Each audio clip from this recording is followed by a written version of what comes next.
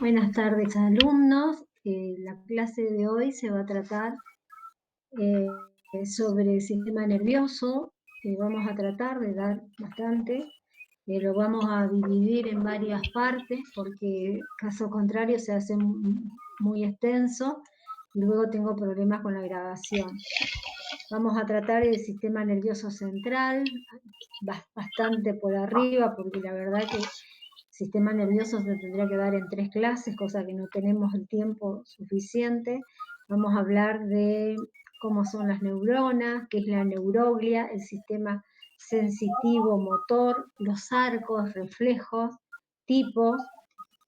Y bueno, si alcanzamos a dar algo más, vamos a dar sobre postura, equilibrio, y también tendremos que dar sistema límbico. Y por supuesto, el tema más importante de todo ello, que lo vamos a dar al final, es sobre el sistema nervioso autónomo, tanto simpático como parasimpático, ¿sí? Entonces, vamos a hablar del sistema nervioso central. Decimos que hoy vamos a hablar de la organización general del sistema nervioso. Saben que el sistema nervioso, junto con el sistema endocrino, son el responsable de la mayoría de las funciones del organismo. El sistema nervioso central es el que realiza la regulación rápida de las funciones, ya sean motrices por la actividad motora, voluntaria o autónoma, o también está involucrado el sistema nervioso en la secreción neuroendocrina, jugando un papel protagónico en nuestra vida de relación. Si tuviéramos que definirlo, diríamos que el sistema nervioso es una red inmensa de comunicaciones que permite al organismo interaccionar con un entorno, ya sea el medio ambiental o el entorno interior. Después veremos cómo el sistema nervioso autónomo está llevando todas las informaciones viscerales al sistema nervioso central. Vamos a hablar entonces cómo está formada la organización de este sistema nervioso. El sistema nervioso está constituido por un sistema nervioso central y por una sección periférica. Desde el punto de vista embriológico podemos decir que el sistema nervioso central está formado fundamentalmente formado por 2 grandes secciones, que son la médula y el encéfalo. La sección de la médula es prácticamente la misma que en la evolución biológica, es decir, la primera porción que aparece en los seres vivos. Este primer nivel o medular se caracteriza porque hace funcionar a la médula como un cerebro primitivo. Es el lugar que está recibiendo, gracias al sistema nervioso periférico, las aferencias de su entorno, ya sea de receptores sensoriales o viscerales.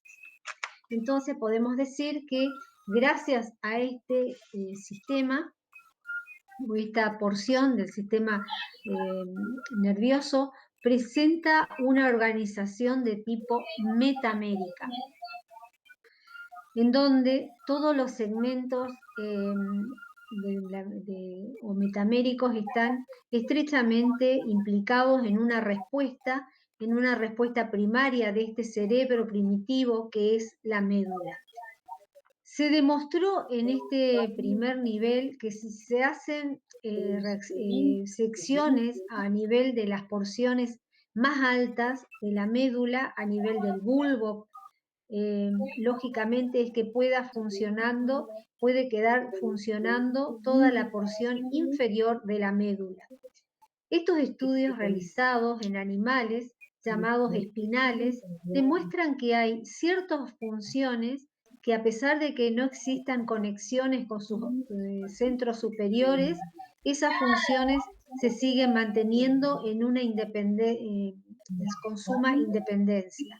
Una de estas funciones es la del balanceo de los miembros, ¿sí?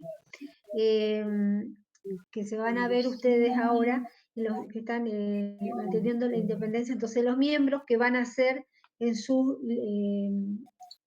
libros la presentación de un perro en el aire, como a pesar de la sección alta a nivel vulvar, el perro sigue manteniendo sus movimientos de balanceo, es decir, que esta función es importante para que podamos caminar o una actividad motora propia del nivel medular. En animales superiores como el hombre es difícil de obtener porque inclusive en los animales de niveles más bajos, e inclusive algunos están en iguales condiciones, el animal espinal puede realizar movimientos de balanceo, puede mantenerse parado, es capaz de mantener algunas funciones viscerales, sobre todo aquellas relacionadas con la motricidad, por ejemplo, del aparato digestivo, las relacionadas con las funciones de erección, totalmente independiente de los niveles superiores del sistema nervioso central.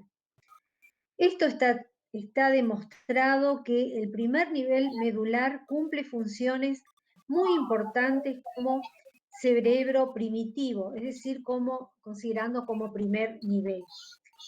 Los siguientes niveles corresponden al encéfalo. En la evolución biológica, lo que primero aparece en el encéfalo es el bulbo, seguido bulbo raquídeo, es lo que se llama también mielencéfalo. Vamos a ir pasando. Mielencéfalo, a ver, después aparece el metencéfalo, ¿sí? Que corresponde al puente de Barolio, la protuberancia y el cerebelo. Después fue apareciendo el mesencéfalo, que corresponde a los pedúnculos cerebrales, y los ganglios de la base. Después apareció el diencéfalo, que corresponde al tálamo, y por último apareció el telencéfalo o cortical. Entonces, en esta evolución, de acuerdo a la aparición, nos permite hablar que hay tres tipos de regiones. Vamos a tener en primer nivel, ¿sí? Que va a estar corresponde estrictamente a la médula, que es demostrable con los animales espinales, a nivel experimental, y en todos ellos, en todos esos animales que solo tienen médula espinal, ¿sí? El segundo nivel sería el subcortical. En este nivel en que están implicados todas las estructuras del encéfalo, excepto principalmente relacionado con la corteza cerebral, se llevan a cabo todas las funciones subconscientes, llamándose como ejemplo la regulación de la presión arterial, la regulación de la frecuencia cardíaca, de la respiración, de la sed, de la saciedad, del apetito, todo lo que corresponde a nuestra vida de relación interior. El tercer nivel sería el cortical, es el nivel que corresponde a las especies superiores, al manejo consciente desde el nivel central y el agregado absoluto de lo que es la conciencia, y aquí se producen las funciones más superiores como son el pensamiento, la ideación, etc. Luego tenemos entonces, además del sistema nervioso central, el sistema nervioso periférico, ¿sí? Entonces decimos que ese es el sistema nervioso periférico, que nos debe recordar que en una función principal es la de comunicar todo lo que hay exterior y lo que hay en el interior con el sistema nervioso central, ya sea la médula y el encéfalo. En el sistema nervioso periférico está formado por los nervios periféricos, y la mayoría, vamos a ir viendo, esto es lo que vimos recién con respecto a la evaluación. Esto tenemos un embrión de 3 a 4 semanas, esto es de 5 semanas, es decir que si nosotros consideramos lo que primero se va formando es sistema nervioso y, a alguna velocidad bastante grande, y lo mismo al nacer, es lo que más desarrollado vamos a tener es el sistema nervioso, ¿sí? Bueno, entonces ellos terminan en un origen de la médula espinal y está constituido entonces por una porción sensitiva, estábamos hablando del sistema periférico, va a estar formado por una función, una porción sensitiva y otra porción motora. La porción sensitiva se desarrollan neuronas modificadas que corresponden a los receptores llamados sensoriales, ¿sí? Como por ejemplo del frío, del calor, del dolor, ¿sí? De la presión, localizado en las zonas llamadas también subcutáneas o cutáneas, permitiendo nuestra reacción con el mundo externo o bien recogen sensaciones que provienen del interior o visceral. Por ejemplo, lo relacionado con la actividad de los usos musculares, articulaciones, etc. Además presenta receptores sensitivos, todo lo que corresponde al nivel visceral, por ejemplo, el aparato digestivo, respiratorio, genitales, que están encargados de llevar las sensaciones a todo lo que sea el sistema nervioso central, ¿sí? Entonces, desde el punto de vista analizando, decimos que el sistema nervioso periférico está formado por un área llamada sensitiva que corresponden a nuestras modificadas, a neuronas modificadas, que reciben la información tanto del exterior como ¿cómo se llama? Del interior, del exterior como así también del interior profundo del organismo. También corresponde al sistema nervioso periférico la porción llamada motora, que esta porción fundamentalmente está determinada por los axones, que están originados de neuronas comprometidas en la actividad somática o visceral. Si volvemos a lo que se refiere a nivel de organización, todo esto que corresponde al sistema nervioso periférico y que ingresó a través de los receptores sensitivos, parece que se genera una respuesta que requiere de neuronas del sistema nervioso central del nivel llamado cortical. Entonces, todas estas vías sensitivas, vamos a ir viendo, estas vías sensitivas, llevan información a través de la médula, a través del bulbo, ahora vamos a ir viendo.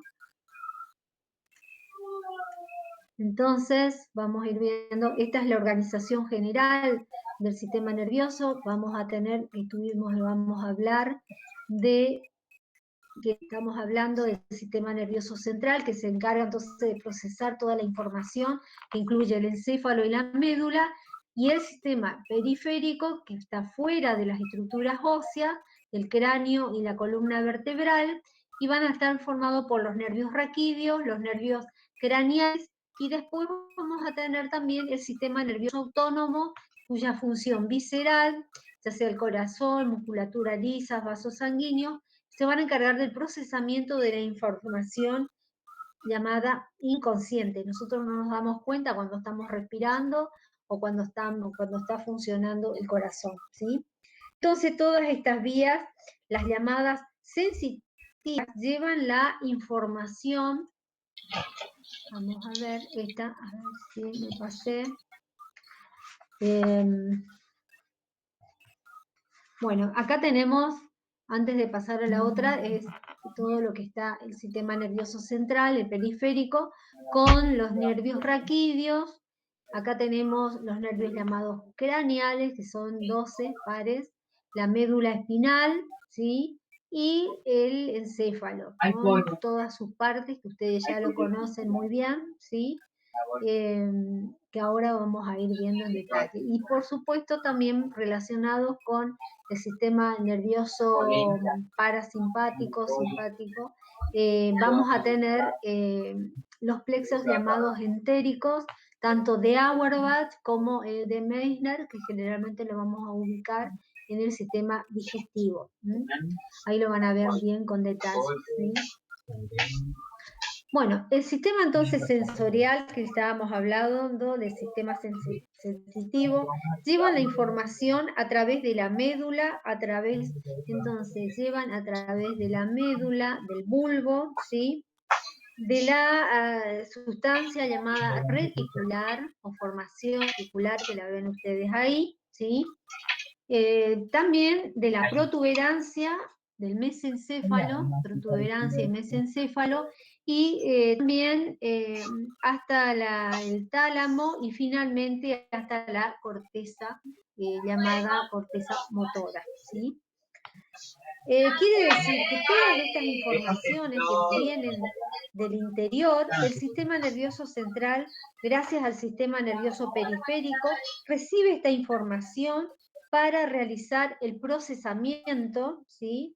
Este procesamiento se realiza, entre otras estaciones de retiro, que tiene de relevo, que tiene la vía sensitiva hasta llegar finalmente al nivel de la conciencia que se produce en el área somática.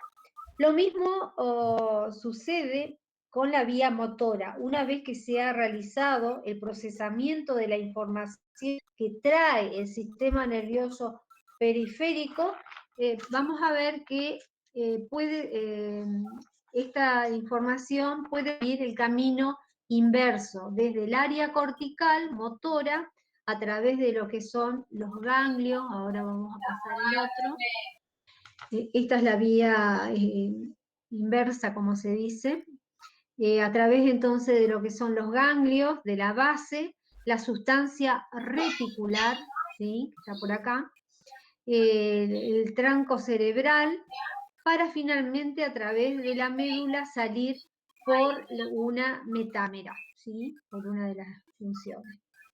Recordemos que la médula está organizada en metámeras y cada una relacionada con una determinada actividad, y que lo que realiza a través de los axones que salen de la médula. Estos axones que pertenecen al sistema nervioso periférico se caracterizan porque pueden o no tener mielina, ¿sí? Recordemos que la presencia de mielina es fundamental para aumentar la velocidad de conducción de los potenciales de acción a lo largo del axón. Por eso tenemos que sobre todo, aquellas funciones que deben realizar respuestas rápidas son aquellas informaciones que vienen a través de los axones mielínicos. Entonces, estos axones mielínicos y amielínicos son el componente motor de la que corresponde el sistema nervioso periférico, en esta respuesta integradora que provienen del sistema, ya sea nervioso central superior. Entonces podríamos resumir diciendo que el sistema nervioso central posee componentes sensoriales que detectan los estímulos procedentes del ambiente exterior o interior. Además, posee componentes integradores que procesan los datos sensoriales, ¿sí? Y la información almacena en la memoria, y los componentes motores que generan movimiento y o actividades. Entre las funciones del sistema nervioso central se encuentran la detección sensorial, es decir, tema de información, el procesamiento de la información y el comportamiento que puede ser el depósito de memoria de un acto motor. El sistema nervioso central, gracias al sistema nervioso periférico, recibe la información sensorial gracias a los receptores sensoriales capaces de estimular, ante lo cual a distintos tipos de estímulos. Por ejemplo, la luz, el sonido, el estímulo térmico, etcétera, son los que detectan los estímulos procedentes de su ámbito externo o visceral. A diferencia del sistema nervioso periférico, el sistema nervioso central tiene un componente llamado integrador, cosa que se va a ver, ¿sí? Este sistema componente integrador está formado por neuronas llamadas intercalares o integradoras, también se las llama. Estas neuronas son muy responsables de realizar el procesamiento de la información que continuamente están bombardeándonos con gran cantidad de estímulos que ingresan por los distintos tipos de receptores, ya sea cutáneos, viscerales, auditivos. En este momento, ustedes están prestando atención al mensaje que les envía el docente, que seguramente ustedes escucharán de donde le estoy dando. Bueno, además van a escuchar un ruido, qué sé yo, de un auto, pero están cumpliendo con la función correcta. A pesar de ello, ustedes dirigen su atención solo a lo que dice la docente en clase. Y eso se lo debieron hacer sus neuronas, si son vivas, gracias a la función integradora que tienen esas neuronas. Es decir, que sus neuronas, al prestar atención, están prestando atención a todos aquellos estímulos que no lleven a su función final, que es prestar atención al estímulo de esta voz tan dulce que llega a sus oídos. Entonces, esto es lo que hace el sistema nervioso central. Está procesando la información que llega a través de los distintos receptores sensoriales. Gracias a este procesamiento de la información, ustedes podrán responder en forma inmediata o bien podrán estar capacitados, y eso se llama facilitación del sistema nervioso central, para poder realizar una respuesta inmediata, o sea, un tiempo después, ya sea días, meses o años después de recibir un estímulo. El que camina, por ejemplo, en un lugar donde hay espinas y alguna vez se pinchó, a pesar de haber pasado 6 o 7 años, no va a volver a pasar por ese lugar porque guarda en su memoria la experiencia anterior. Entonces, esta experiencia es la que le permitirá adoptar conductas en el momento de actuar. Finalmente, el sistema nervioso central tiene también un componente llamado motor, que es el que trae las respuestas después de haber alcanzado la información que has recibido a través de la información. Por eso uno pudiera resumir resumiendo, diciendo que el sistema nervioso central tiene la función de detección sensorial, de procesamiento de la información y finalmente el comportamiento, la conducta que tomará el individuo frente a esta situación. El sistema nervioso, para llevar todas estas funciones tan trascendentes, naturalmente debe haber un gran número de neuronas para que cumplan esa función. El sistema nervioso entonces de los seres humanos funciona con alrededor de 10 millones de neuronas aferentes que permiten la entrada de la información. Tienen 50.000 millones de neuronas centrales, que son las que procesan dicha información, y tiene 0,5 millones de neuronas motoras que pondrán en marcha las respuestas de los diversos efectores. Estas neuronas pueden estar dentro de lo que corresponde a las aferencias que forman parte de la vía sensitiva, y son 10 millones las que captan todos los estímulos externos o internos o viscerales. Las 50.000 millones corresponden a las neuronas intercalares que procesan la información, por lo cual se necesita el mayor número de neuronas. En cambio, las neuronas motoras suman un total de 500.000 que ponen en marcha las respuestas a los diferentes efectores, ¿sí? Bueno, vamos a seguir. ¿Qué derivaciones podemos decir? Para hablar un poquito de todas estas componentes llamados motores, tenemos que hablar un poco de a qué llamamos neurona. Desde el punto de vista histológico, las neuronas tienen las más diversas morfologías, ¿sí? Hay neuronas tan pequeñas que pueden medir de 0, de 3 a 5 micras, como son las células de granos del cerebelo, o las neuronas tan grandes como las de Betty, que se encuentran en la corteza motora de la porción cortical del cerebro, que tienen de 25 a 100 micras de diámetro. En esta organización, el sistema nervioso presenta a nivel de sus neuronas, tienen un cuerpo o soma, ¿sí?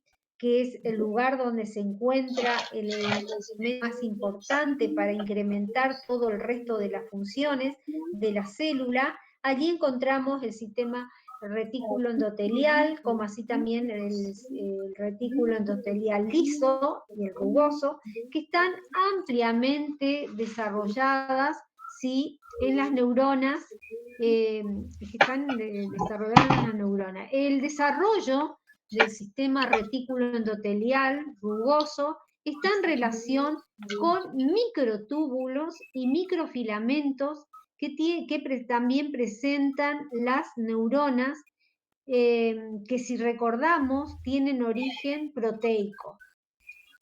Cuando se realiza estudios haciendo filmaciones cinematográficos, se observan como gran cantidad de partículas, ¿sí? Se observan alrededor del citoplasma siguiendo al soma.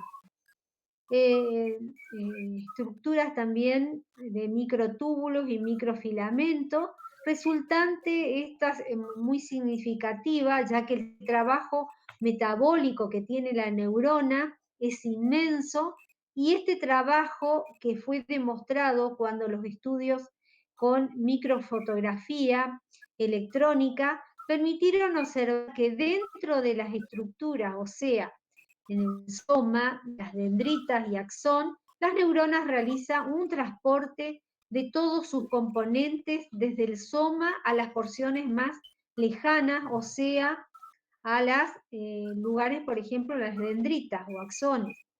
Las dendritas, ¿qué son las dendritas? Bueno, las dendritas son prolongaciones del soma donde encontramos parte del citoplasma, incluyendo microtúbulos, microfilamentos, mitocondrias, lo que habla de que su gran actividad metabólica, y en neuronas que realizan sinapsis muy abundantes aparecen los llamados espinas dendríticas, y que corresponden a la zona donde las dendritas hacen sinapsis con axones vecinos, que son los lugares de asiento de la sinapsis axodendríticas.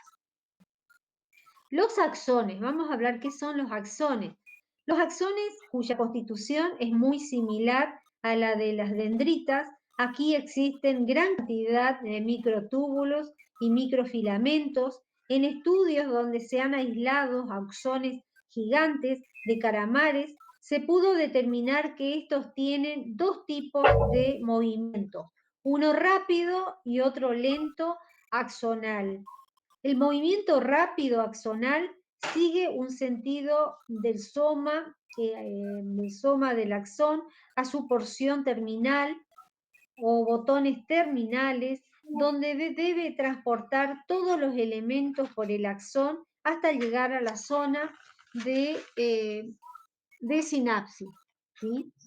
Recordemos que en el axón se encuentran vesículas, que es donde se van a liberar los neurotransmisores, que podría ser como por ejemplo la acetilcolina.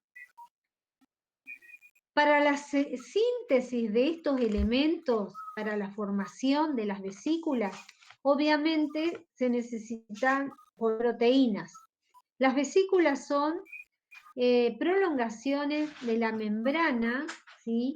Lipoproteica, y no es fácil lo que hace el axón, porque muchas de estas porciones vesiculares, luego de secretar su contenido, deben volver al soma para que se vuelva a resintetizar esas, ¿cómo se llama? Estas macroproteínas que volverán a ser utilizadas para la formación de nuevas vesículas para su formación.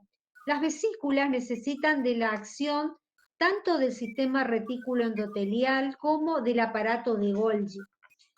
Los nervios, las nuevas vesículas formadas van a rodar por los microtubos y microfilamentos a lo largo del axón. El citoplasma ayuda en los movimientos aportando una proteína muy importante llamada quinesina, ¿sí? Que es la responsable de este movimiento axonal rápido. Este movimiento está relacionado entonces fundamentalmente con el movimiento de macromoléculas, es decir, proteínas, para la síntesis de esas vesículas. También dijimos que hay un movimiento retrógrado independiente del transporte de macromoléculas comprometidas en la síntesis de las vesículas. Además, se ha demostrado que es importante tener un transporte axónico rápido, entonces le llamamos transporte, TAR también se lo llama, y un transporte axonal lento, que sería el TAL, transporte axonal lento, y también hay un transporte llamado retrógrado, en sentido contrario, es decir, hacia el sol.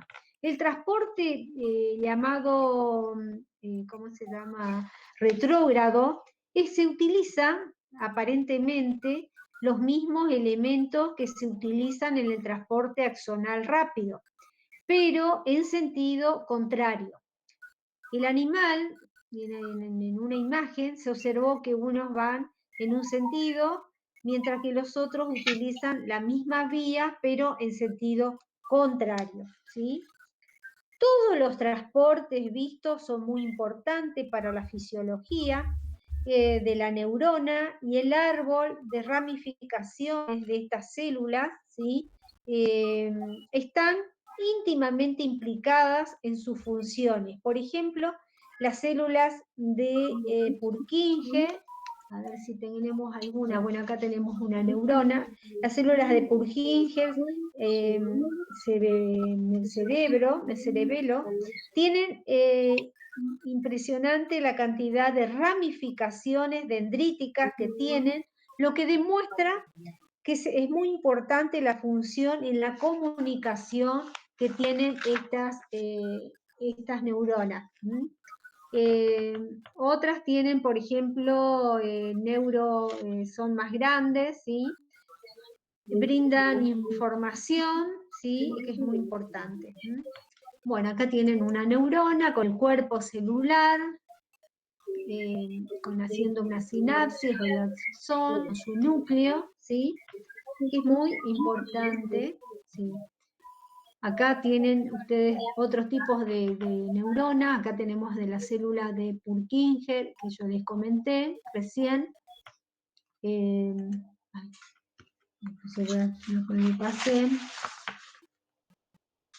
Van a ver la célula de Purkinje, estas son las ramificaciones que yo les decía que tuvieran, muy impresionante, y esta es una célula llamada piramidal también. Generalmente las neuronas pueden ser multipolares, como en este caso, puede ser bipolares o unipolar directamente, ¿sí? Y acá tienen ustedes otras células donde van a ver con las células de Schwann, que ahora vamos a hablar en detalle, ¿sí? Bueno, esto es con respecto, así que las formas son muy amplias y también las ramificaciones que se ven. Ahora vamos a hablar qué es la neuroglia. Tenemos células llamadas también de la glía, ¿sí? Que son células que están en mayor número que las del sistema nervioso central. Morfológicamente tenemos distintos tipos de células que son, generalmente estas células van a cumplir la función de soporte mecánico y como así también aislamiento, ¿sí?, de las neuronas. Aíslan también aislamiento del axón, acelerar la velocidad de propagación, ¿sí?, que ahora vamos a ver. También van a ser las encargadas de producir un microambiente, ¿sí?, a nivel neuronal, y también tienen funciones defensivas. Vamos a ver que hay distintos tipos. En primer lugar vamos a hablar que son los astrocitos. Estos astrocitos o protoplasmáticos que tienen una arborización muy grande, ahora vamos a ver en detalle. En general, a estas células, principalmente a los astrocitos, se las encuentra cubriendo las neuronas y en muchas circunstancias también están cubriendo y aislando las sinapsis. Y aparte de que corresponden a estos astrocitos, están cumpliendo también o rodeando los vasos sanguíneos, por eso forman parte de lo que es la barrera hematoencefálica y están además implicadas en las funciones nutricias o nutritivas, además del sostén y la protección que realizan a nivel del sistema nervioso. Estas células encontramos tanto en las médulas como en el encéfalo, ¿sí? Luego tenemos otro tipo de células que la llamamos oligodendrocitos, que son más pequeños, que tienen menos, ¿cómo se llama? Oligodendritos, que tienen menos prolongaciones, que están exclusivamente en el sistema nervioso central y se caracterizan porque parte de su prolongación se encuentran envolviendo a los nervios y de alguna manera contribuye en la formación de la vaina de mielina de los axones, que se encuentran en el sistema nervioso central.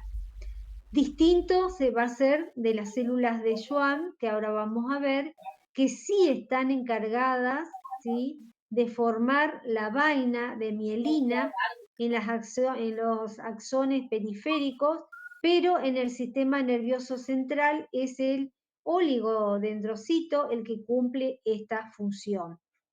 Luego vamos a tener las células de microglía, ¿sí? Son células que no se sabe bien sus funciones, pero lo que se determinó es que cuando se destruye el cerebro, se pueden transformar en células llamadas fagocíticas, es decir, tienen la capacidad de fagocitar, protegiendo al sistema nervioso y eliminando microorganismos o restos celulares. Se desplaza en el sistema nervioso central desde la meninges o de los vasos sanguíneos y su número aumenta cuando hay procesos llamados inflamatorios a nivel del cerebro, ¿sí? Luego también vamos a tener las células ependimarias que revisten los ventrículos encefálicos y el canal central de la médula espinal, ¿sí? También vamos a tener las células de Schwann que van a estar implicadas con el sistema nervioso periférico, ¿sí? Acá tenemos los tipos de células, ¿sí? Estas son las de Schwann, que son las que forman láminas de mielina alrededor, y esto es muy común en los nervios que tienen la vaina de mielina, y la particularidad que tiene el estímulo va a ir saltando de un nódulo de Ranier a otro y así sucesivamente. Por eso que la velocidad de transmisión de un impulso nervioso es más rápido en una fibra mielínica gruesa, ¿sí? Y con mielina, que comparado con otra fibra más delgada y que carece de mielina, ¿sí? Acá tienen ustedes, ¿sí? Y estos son los astrocitos. Esta sería la neuroria, para que ustedes vean los detalles. Esta es la formación de las células de Schwann, cómo van enrollando, ¿sí? Y los nodos de Ranvier, ¿sí? Bueno, también están las células llamadas satélites, que están ubicadas a nivel de los ganglios, ¿sí?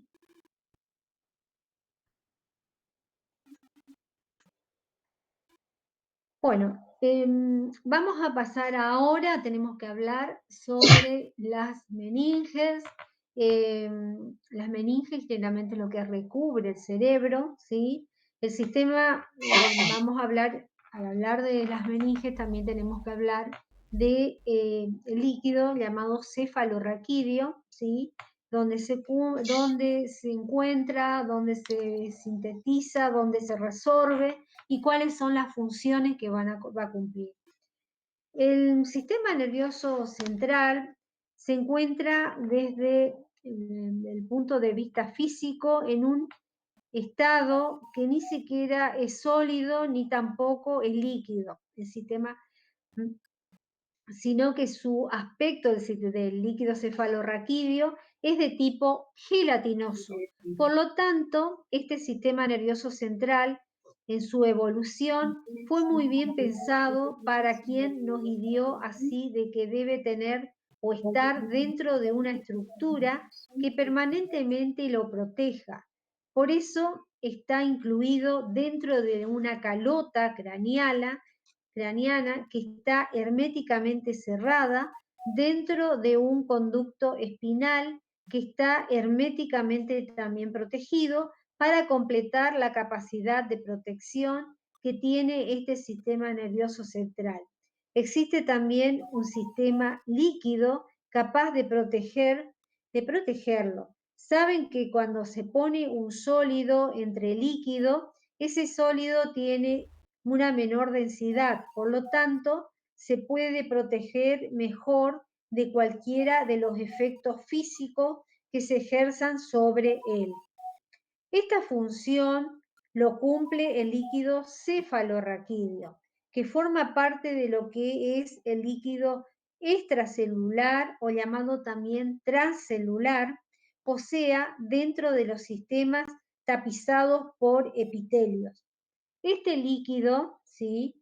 Cefalorraquídeo, se encuentra envolviendo al sistema nervioso, tanto periférico como también se lo encuentra incluido dentro de la estructura del sistema nervioso para que su función, que generalmente es de tipo, antes se pensaba que era solamente nutritivo, pero hoy en día ya se sabe que ejerce una gran protección a nivel del cerebro, de todas las estructuras. Este líquido que se encuentra protegiendo al cerebro hace de que una vez que tengamos un golpe a nivel frontal, lo que primero tiende por el mecanismo de acción-reacción es el desplazamiento de la masa encefálica para adelante. Esto pudiera causar el primer gran problema mecánico que produce el golpe en la parte frontal. Por suerte, entonces, la almohadilla líquida que está en la zona frontal protege de ese golpe. Pero como se está de un tejido, se habla de un tejido gelatinoso, la misma tracción hacia adelante pudiera desgarrar las estructuras anteriores, pero por suerte parte del líquido también se ha desplazado hacia atrás, por lo cual el efecto de acción-reacción y cubre el espacio que pudiera quedar cuando la masa encefálica se desplaza hacia adelante. Por eso es que la protección es completa, tanto en los movimientos de acción y reacción, hace la protección anterior como la posterior, y por supuesto que esto no es perfecto, tiene sus límites, y por eso que nuestra gente que sigue teniendo, los que tienen accidente, muriendo por trastornos encefálicos. Bueno, entonces vamos a pasar, acá tienen ustedes la calota, ¿sí? Las meninges, la dura madre, la aracnoide, ¿sí? La pía madre, la corteza, ¿sí? Todos los espacios que estuvimos viendo hasta ahora. Bueno, la calota, ¿sí? Craneala, ¿sí? Por dentro está cubierta por una llamada dura madre, ustedes ven ahí, está cubierta entonces por una dura madre, quien a partir de lo que constituyen las meninges, y se podría decir que tiene una función de periósteo de la tabla ósea. El resto de la estructura nerviosa, y siguiendo sus anfractuosidades, sus accidentes están cubiertos por la pía madre, que es una membrana muy delgada y con tiene pocos vasos, la pía madre, ¿sí? Relacionándose con esta y al mismo tiempo íntimamente con el tejido nervioso, encontramos otra membrana que es como el peritoneo muy vascularizado, que se encuentra adherida a la masa encefálica, pero no tapiza todas sus anfractuosidades, de tal manera que quedan espacios, que es el espacio subaracnoideo, porque está por debajo del aracnoides y entre el aracnoides y la pía madre. Este espacio va a estar ocupado por el líquido cefalorraquídeo. Este líquido tiene un volumen aproximado de 150 mililitros, porque este es más o menos la capacidad que tiene